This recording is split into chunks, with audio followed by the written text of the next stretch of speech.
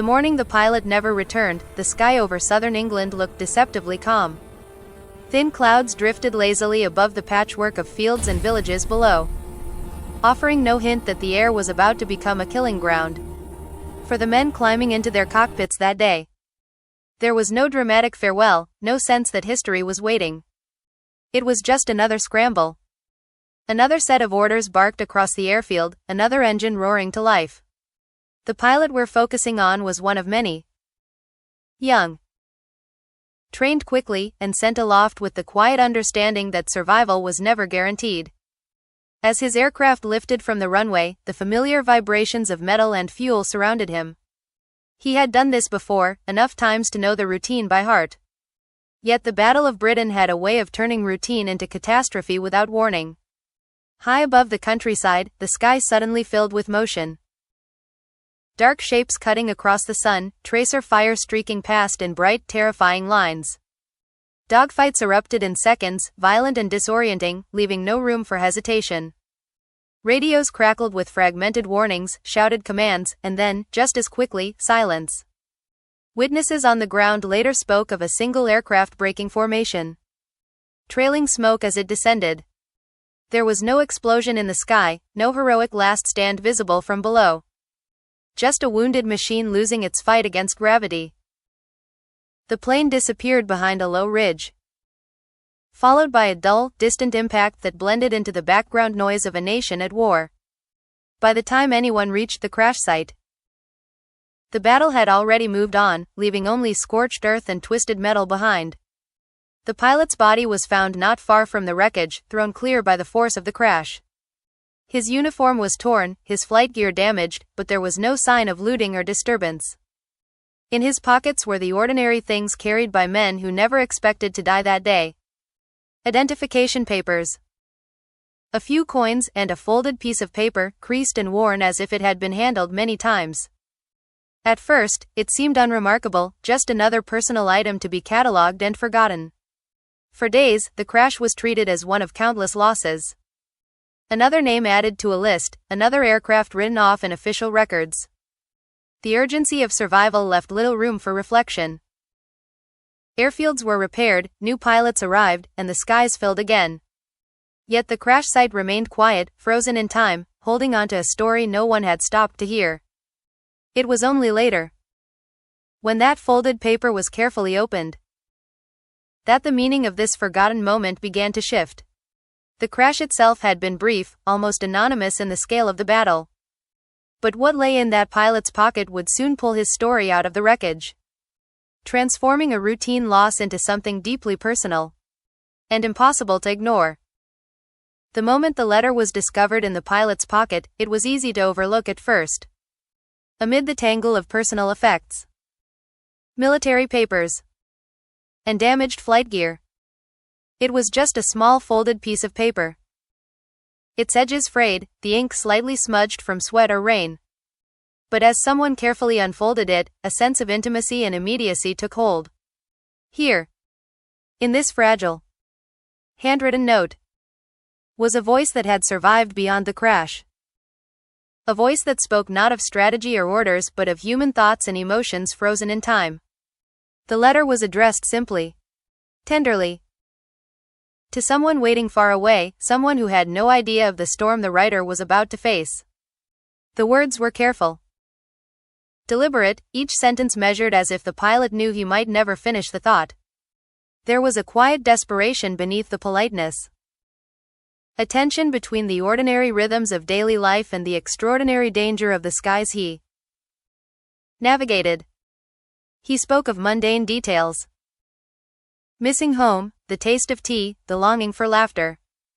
But every line carried an undercurrent of fear, a recognition that these might be the last words his loved ones would ever receive. Reading the letter, it became clear that this was more than a message. It was a record of someone trying to impose order on chaos.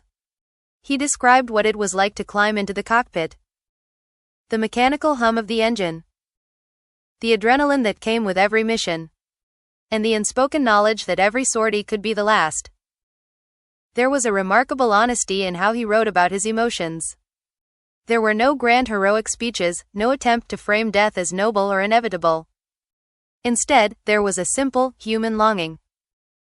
To be remembered, to be understood, and to leave something tangible behind for the people he loved. What made the letter extraordinary was its juxtaposition with the historical moment. While official accounts of the Battle of Britain focused on strategy, aircraft counts, and aerial victories, this single note offered a window into the individual experience. It reminded anyone reading that behind every statistic was a person. Someone aware of their mortality, someone capable of hope, regret, and tenderness. The handwriting itself conveyed urgency and care at once. The strokes uneven at places, betraying fatigue or worry, yet deliberate enough to ensure the words were preserved for the intended recipient. When historians finally examined the letter, they were struck by its ability to humanize the battle in a way that no report or record ever could. It was more than a piece of paper.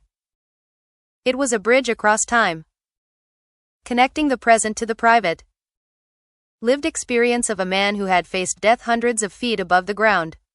For viewers, it serves as a reminder that war is not only fought in skies and on fields but in the quiet, unspoken thoughts of those who live it, and sometimes die with a story they can't send home.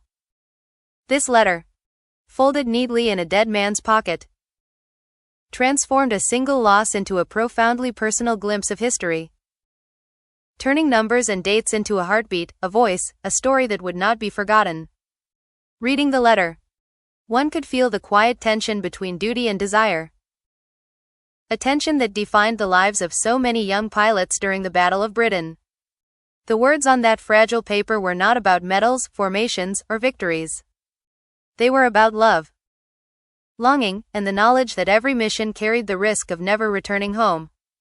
It was a reminder that behind the smoke and roar of aerial combat were human beings wrestling with feelings that no training or strategy could erase. The pilot wrote of home with a tenderness that made his courage even more poignant. He spoke of evenings spent with family, of laughter shared with friends, of small comforts that now seemed impossibly distant. Each sentence carried a longing, a hope that life would continue beyond the war, that someone would still be there to listen to his stories and greet him with warmth. Yet alongside this longing was a quiet acknowledgement of the reality he faced. He understood, perhaps better than anyone, that the skies above were no place for sentimentality, that every engagement with enemy aircraft was a dance with death. There was a sharp awareness that the comfort of love and family might remain forever out of reach.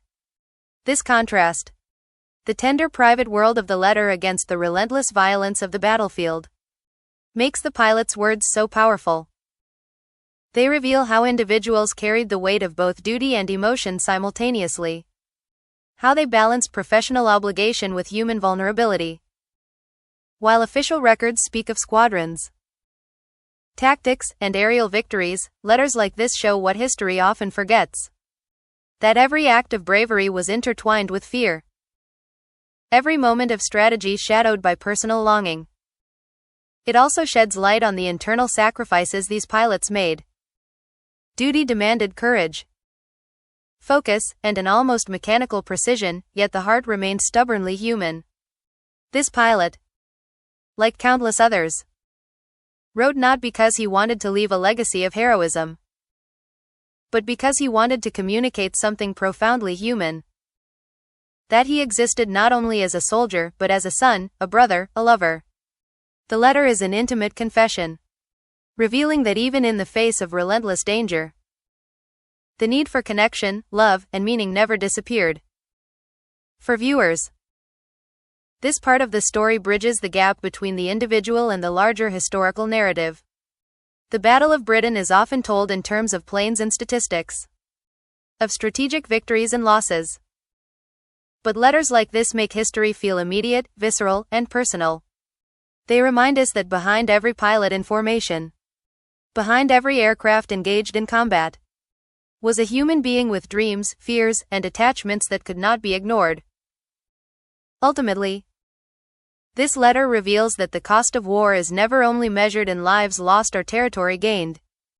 It is measured in the quiet, unspoken moments of longing and love that never reach their intended destination. The pilot's words, carried in a pocket through the chaos of battle, offer a window into the tension between duty and desire, courage and vulnerability, the public and private self. They are a testament to the fact that even amid the most harrowing circumstances, the human heart persists. Writing letters it may never send, feeling love it may never share, and leaving behind traces of life that history cannot erase. The discovery of the letter did more than reveal the thoughts of a single pilot. It reshaped how historians and the public began to see the Battle of Britain itself.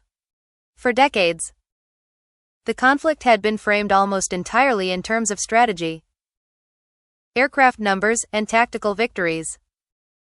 The pilots were celebrated as heroes, their actions measured by kills and sorties. But this small, fragile piece of paper offered something that statistics could never capture: the lived human experience behind the headlines. It reminded everyone that history is not only made in the skies but is carried in the hearts and minds of those who survive it, or don't. When scholars first examined the letter, they were struck by its intimacy and immediacy. The pilot's words brought to life the everyday fears and quiet hopes that were rarely recorded in official logs. For the public, it created a bridge to the past that was impossible to ignore. Suddenly, the Battle of Britain was no longer just an abstract military campaign. It became a deeply personal story of courage, love, and sacrifice. The letter made people reconsider what it meant to be a hero. It was not only the acts of aerial skill that mattered, but the willingness to face the unknown, to carry on despite fear, and to maintain humanity even in moments of extreme danger.